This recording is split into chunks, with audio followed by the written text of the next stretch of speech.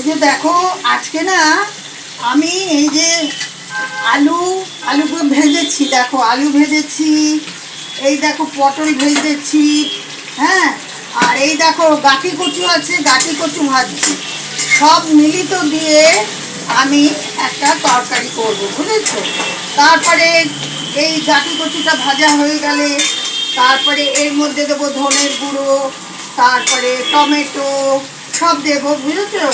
এখন যেহেতু আমার ব্লগ ছোট, শোনো, দেখো মানুষের ব্লগ করে, সবাই তো পয়সার জন্য করে, পয়সা ছাড়া তো কেউ করে না। হাজারে বিজারে হয়ে যাচ্ছে জানো, সবার বাড়ি করছে, ঘর করছে, গাড়ি কিনছে। আমি তো বাবু সেইটাকেও আশা করি না।